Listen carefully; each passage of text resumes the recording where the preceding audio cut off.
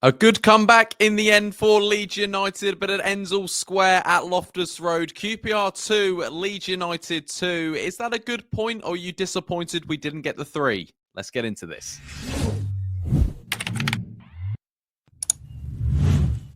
All right, guys, what's going on? My name is Ollie Ward. Welcome back to the Ollie Ward channel. Has just ended at Loftus Road. QPR 2, Leeds United 2 in a game that could have been won by Leeds United. Going 2-0 down was disappointing. We all thought it was going to be the same old Loftus Road trip as it was last year, but we did get a point. A good comeback in the end from Leeds, but not enough to get the 3 points. Before we do get into this match reaction, be sure to smash. Let's go for 250 likes on this video. Also, subscribe if you are new on the road to 20,000 subscribers. We have to hit it this year, ladies and gentlemen. Come on, subscribe if you're new, and get your comments in on your man of the match. For me, mine probably was Willy Gnonto or Firpo or Bogle. I thought one of the right back and left backs, or I thought Gnonto came on and was brilliant, to be fair, but we'll get more into that as the video goes on. But yeah, Leeds United, another tough trip in London. Obviously, it's not the end of the world because we didn't lose. We're still 3 points clear of Sheffield United before they even kick a ball, which is, psychologically okay. But there was a lot of positives and there was a lot of negatives to take from today's game. It wasn't Leeds United's best performance. And so QPR go 1-0 up inside about 20 minutes. It was a bit of a sloppy play. Brenden Aaronson, basically, I was saying that he hasn't got, any assists this year in 2025. Well, he got the assists for QPR's opener. It was a nice little layoff to their left winger, and he puts it into the top corner. Don't really know what he was doing, and that's kind of one of the reasons Brenden Aaronson did get taken off at half-time, I think, because he wasn't creating much, and he gave that goal away, and he just has had a disappointing 2025, as I keep on sort of saying. Why does he keep starting? And we saw today he had a disappointing performance, and then Gnonto comes on for 45 minutes and does brilliantly. And then they get a second goal. It was really disappointing. They played a quick throw in, whipped a ball in, and Steve Cook, who's been scoring headers since he was about 5, been left free in the box by Joe Rodon and by Pascal Struijk, and it was disappointing. And Steve Cook heads one into the back of the net, and you're thinking 2-0 down. This absolutely stinks of a 4-0 QPR win. Again, it does. But Leeds United had very few chances until we're 2-0 down and we're battling to get that goal back. And in the end, we do. Nice little bit of play from Solomon. Solomon puts it across the box, and Firpo gets a faint touch to it. It goes in before Jayden Bogle touches the ball, and a lot of the QPR players were saying he's offside. Bogle was offside, but Bogle didn't touch the ball. In the end, it went down as a Fox own goal, not an actual Fox. There's a bloke called Fox for QPR, and it went down as an own goal. I don't really know how, but either way, it was nice. I'd count that as Firpo's goal. Lovely little goal to get us back 2-1 at half-time, and of course, when you score a goal just before the halftime, of course, sort of the tactics change and the sort of halftime talk changes. 2-1, and then 5 minutes into the second half, we get our second goal. Lovely little bit of play from Gnonto, puts through Dan James, squares it.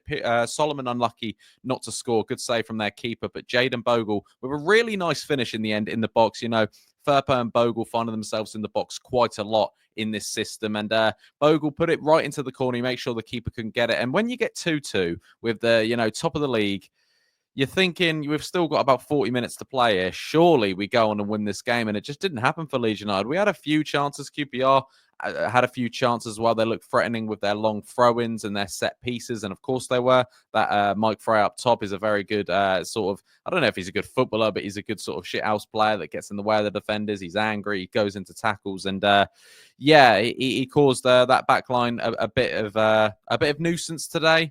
I thought our set pieces were atrocious. I thought Joe Rothwell was terrible on corners today, and there's no sort of disguising that. They were terrible corners.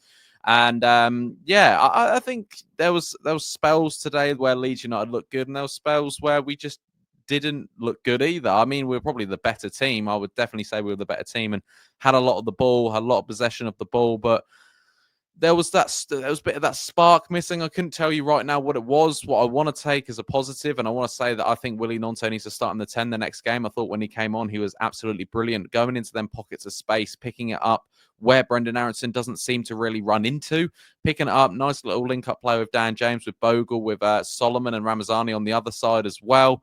I thought Perot had a quiet game today. He was unlucky maybe not to get a couple of strikes off. He had a nice strike inside the first 10 minutes, which I thought, if this goes in, this is a hell of a shot. Didn't, obviously.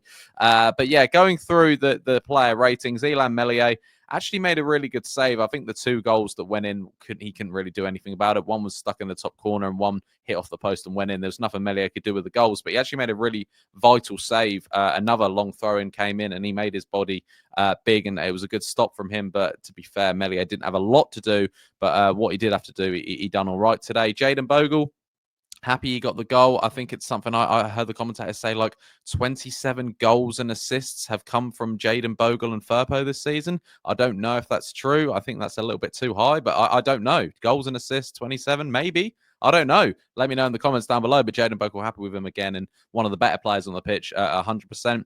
I actually thought Joe Rodon and Pascal Struijk today weren't very good. I thought Joe Rodon was probably the better. I thought Pascal today, his passing was a bit all over the place. I think his weight of pass, he gave the ball away a lot today. He got bullied a bit in the air by that fray. He got a yellow card. He was maybe unlucky, or lucky in the sense that he maybe could have got another yellow card. But yeah, for me, Pascal didn't have the best of games today. Joe Rodon was a little bit better. He got more physical as the game went on, and he kept Frey a little bit more quiet. But yeah, I didn't think the back two really covered themselves massively in glory today. I didn't think they were terrible, but I definitely don't think that was up to their, standings as a pair, or standards as a pair, I should say.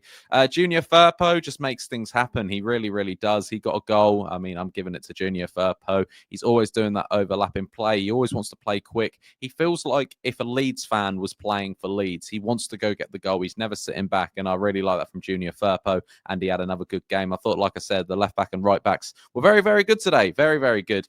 In the middle of the park, Rothwell and Tanaka, they were brilliant the other night against Millwall. Tonight, or today, sorry, should I say, they were all right. They were okay. They had a lot of the ball, and Joe Rothwell was trying to keep it ticking, similar with Tanaka. They were okay. They were not too bad. They weren't brilliant, but they weren't awful at all. They were decent in the middle of the park. Solomon, obviously frustrated when he came off. I like that, but I don't like that in a sense. You've played 85 minutes. It's not like you've been dragged at 45 or whatever. You played 85 minutes. Yes, I like the fact that he thinks he can stay on and score a goal, set up a goal like he did in the first half, but still get off the pitch and do what the manager's told you to do, because that's what Daniel Farke wants. He wants you off the pitch, get off.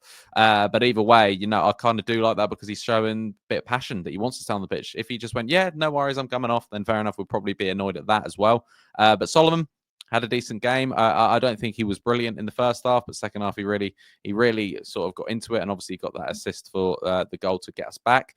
Brenden Aaronson, listen, unfortunately for Brenden Aaronson, it's just not happening at the moment. And yeah, I do think he needs to get dropped. I've said it for the last few weeks. I think Brenden Aaronson does need to get dropped for Willy Gnonto next game. He's not creating much. He made a mistake today. And yeah, he's something like, I saw a tweet at halftime saying we've scored 76 goals or something this season, and he's assisted one of them or something like that. I don't think that's true. No, he's assisted 2 of them, obviously, because he's got 2 assists this season, which, yeah, is not good enough as a number 10.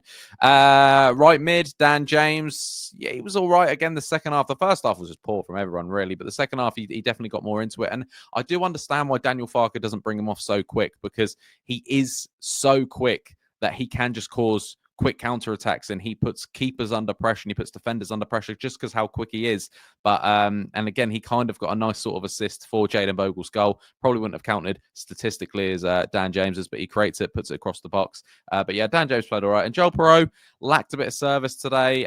He probably could have got a shot or 2 more off if he just gets out of his feet a bit quicker. But either way, credit to QPR. We look at QPR on the table and we think, yeah, this could be an easy win. But I think if you're a Leeds fan, we kick off at 12:30. It's in London. I think Leeds United have something like they've lost 23 out of their last 32 games in London. And I know we didn't lose today, but it feels an all right point. It feels a good comeback. But, you kind of wanted to get 3 points today. If Leeds United were serious, we had no excuses. I was going to come on here, especially at 2-0 down. I was going to say, what's the excuse now? Like, I know we're in London. It's 12:30, but if we want to go up, that can't be the problem. But it was a good comeback from Leeds United today. There was plenty of positives, but there was also plenty of negatives. Guys, do get your man of the match in the comments down below. I'll be reading all your comments, replying to all your comments. Also, drop a like. It really does help me out. And subscribe if you are new. I've been Ollie Ward, and I'll catch you in the next video. Cheery.